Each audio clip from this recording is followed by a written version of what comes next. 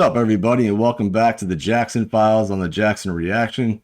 Today we're going to check out a new channel that we haven't reacted to before called Explore With Us. The title of this one is Snapchat Footage Taken by Murdered Girls Reveals Chilling Clues. Say that 10 times fast. I appreciate everybody tuning into my channel. Please like, comment, and subscribe. And if you like the content, please let me know in the comments. I will put a link to the original video in the description as well, in case you want to go show them some love and let them know Jackson sent you. I'd appreciate that. And please consider joining my Patreon. I do this full time, and every little bit goes a very long way, and I appreciate any support. Let's check this out right now. This is Snapchat footage taken by murdered girls reveals chilling clues.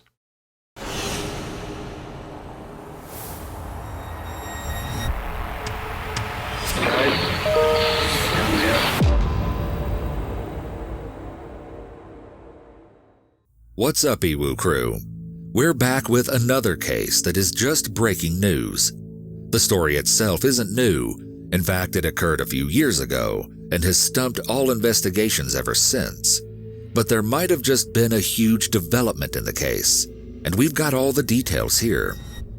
Before we get started, if there are any stories you'd like to see us cover next, leave them in the comments below, and if we pick yours, we'll give you a shout out in the video. And remember to hit the like button if you're part of the EWU crew. And if you haven't joined the crew yet, hit the like button and subscribe. Crew. Now, let's get into it. As true crime fans, we're sure that many of you are familiar with the Delphi murders. But if you aren't, let's get into the background of the case before we explore the new developments. On Monday, February 13th, 2017, 13-year-old Abigail. Alright, so this looks like, for one, I'm not familiar with the Delphi murders. And this is fairly recent. It's about 4 years ago, and it looks like it's the day before Valentine's Day. On Monday, February 13th, 2017, 13-year-old Abigail Abby J. Williams and 14-year-old Liberty Rose Lynn Libby German went for a hike near the abandoned Monon High Bridge Trail in Delphi, Indiana. Oh shit, I'm from Indiana. They had been dropped off at 1:35 p.m. by Libby's older sister, Kelsey German. The trail was part of the historic trails in the remote woodland in Deer Creek Township. But tragically for the girls, the remote area wasn't totally deserted, and so they weren't alone. Libby posted a photo she had taken of Abby as she was walking across the abandoned bridge. The picture was posted at 2:07, and this was the last that either girl was ever heard from. Crazy. I like this guy's narrator voice. They were meant to meet Libby's father at 3:15, but they never showed up.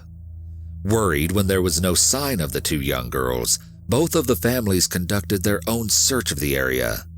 They called the police around 5:30 to report both girls missing after their desperate search came up with nothing. Can you imagine being a parent in that situation? I'd be freaking out, man. Police quickly began a search of the woodland and bridge, but at first they had no reason to suspect foul play. In fact, they even considered that the girls could have simply been exploring or were intentionally hiding from their families. However, these theories were sadly very wrong. The two girls' bodies were found around noon the next day after they had vanished, on Valentine's Day. They were discovered a half-mile east of the Monon High Bridge. Police officials and prosecutors have remained tight-lipped about how exactly the girls were killed. To this day, years later, investigators have admitted that they withheld some of the details, including the exact manner of the death, in order to maintain the integrity of the case. Man, that makes you think like something really awful happened to them. Something many people wonder about is whether or not there was any DNA evidence found at the crime scene. But just like the details about the girl's manner of death, none of the investigators have revealed if there was any DNA evidence found. Don't they? I mean, obviously they don't, but I thought that they had to like reveal that stuff, you know? I thought that would be like public knowledge. Despite the lack of details being publicly released, it hasn't stopped people from sharing their speculations about the case online. One of the most common rumors is that Libby German's phone was moved after she had died, because it allegedly pinged off of a few different towers. Kelsey German, Libby's older sister, addressed this rumor and explained that the phone pinged, not because it was moved, but because the towers are actually close together. Another rumor, one that is much more damaging and upsetting for the family, is that the German family allegedly refused to take a lie detector test after the girls' deaths. Well, that, after watching a couple of these recently, like, I kind of agree with some people that taking a lie detector test is actually, like, not taking it is actually very smart, because, like, the best thing that can happen in that situation is, like, obviously you pass, but you could still get, like, a false positive or whatever the case may be. I wouldn't want to do it. Kelsey responded directly to this and said, "Absolutely no one refused a lie detector test. That is a very big misconception. We've been very open and given the police everything that we know." Kelsey ended up making a live-streamed video in order to address all of the rumors and dispel the ones that aren't true. She spent much of the live stream talking about the allegations that her grandfather, father, and even other members of her family have been involved in the girls' deaths. Kelsey said that these rumors are hurtful and untrue, and that her father now doesn't make public statements out of fear that his words will be changed or twisted. Even though a lot of the details about the case haven't been publicly released, which is really what has been fueling the many rumors mostly spread online, there are some key pieces of evidence that we know about the case. First, the FBI released a description of the suspected killer, a man they say is white, who weighs between 180 and 200 pounds and stands between 5 feet 6 inches tall. Nino, were you in Indiana? Totally kidding. I am live right now, so I have some people in here watching with me, so in case I talk to random people, I promise there's actual people here. I wonder, like, who saw the suspect? And 5 feet 8 inches tall. The suspect was described as wearing blue jeans, a blue jacket or coat, and a hoodie at the time of the crime. Second, there have been two vastly different police sketches of the suspect.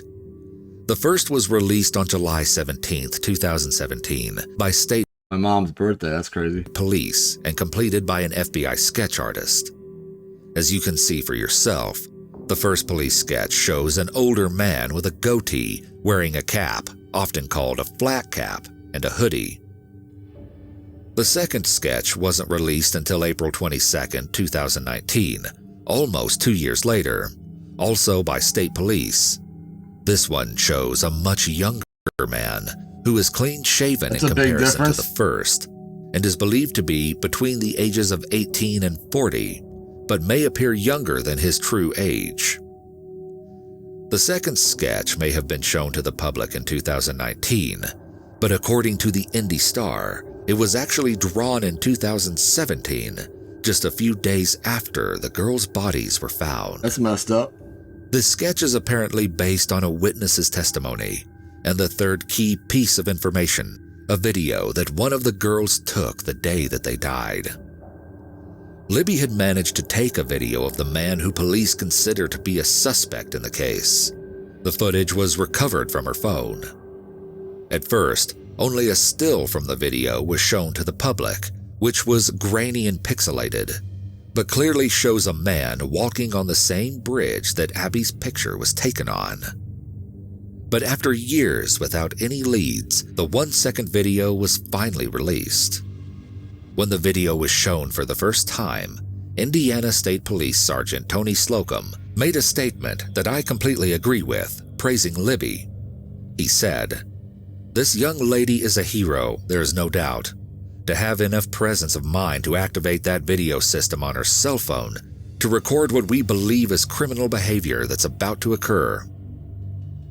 On the very same day that the full video came out, the police also released the entire audio evidence that they had also collected. The suspect can be heard talking to the two girls and saying, "Guys, down the hill." Why would you wait years to release that shit? Like, that makes no sense to me. Guy's part of the audio is much clearer than the rest, but you can still hear that the man has a distinctive voice. Guys.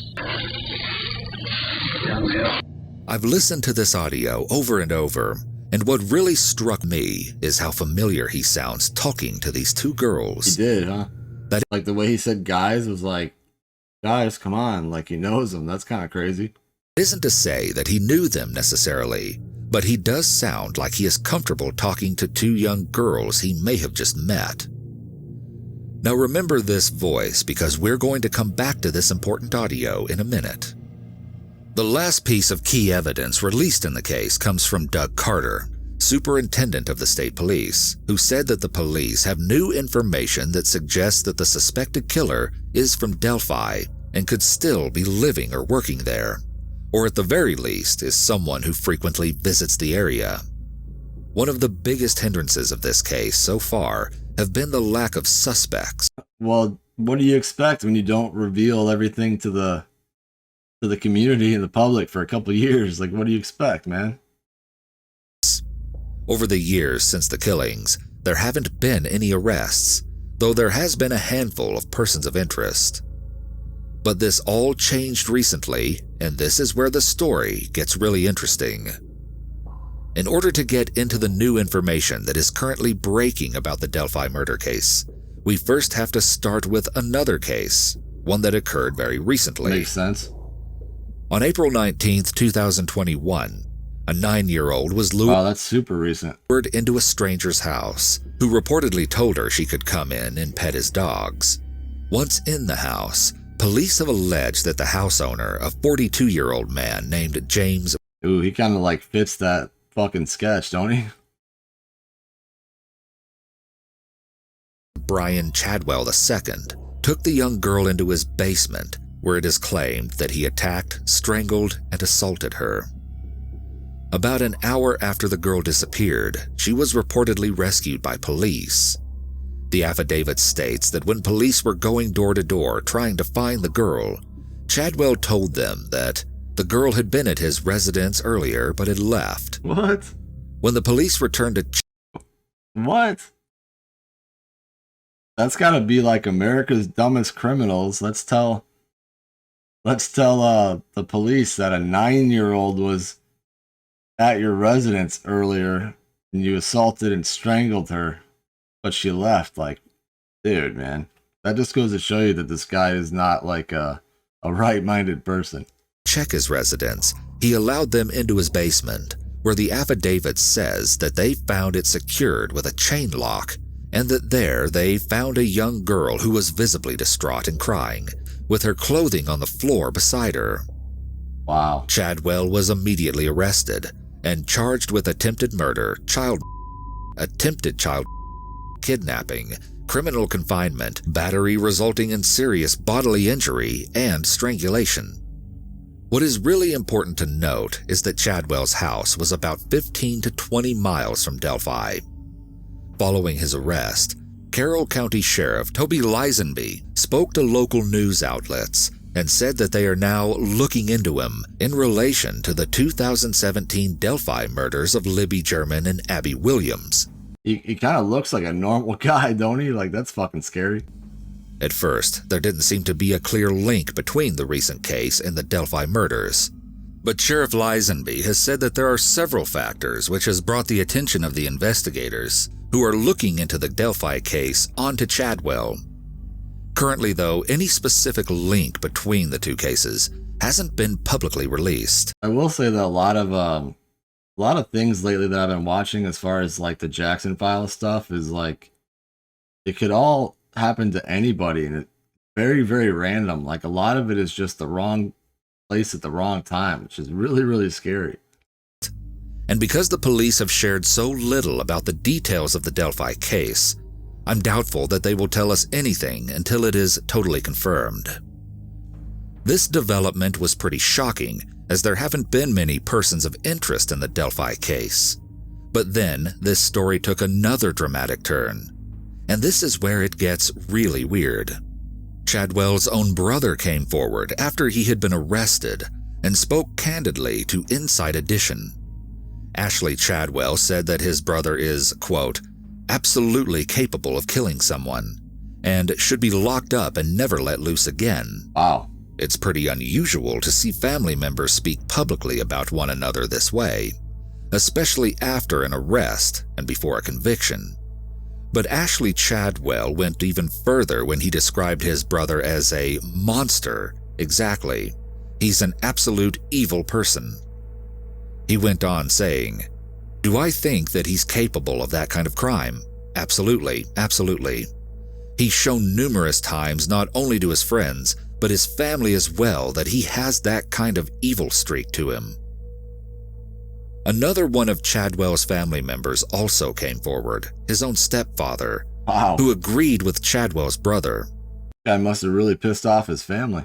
The stepfather said that, in his opinion, Chadwell could probably be capable of committing a crime, such as the Delphi murders. Like, that's just any kind of crime, man. He also went even further and said that the police should lock him up in jail and throw away the key this time. I was really interested about why the stepfather said this time, so I looked into what he could be referring to.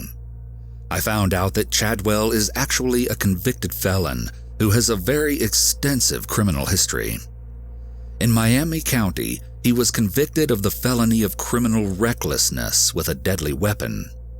He also has been convicted of aggravated assault and stolen property in South Dakota in 2000, and of being a felon in possession of a firearm in 2001, along with many other convictions including resisting law enforcement, criminal trespass, and criminal mischief.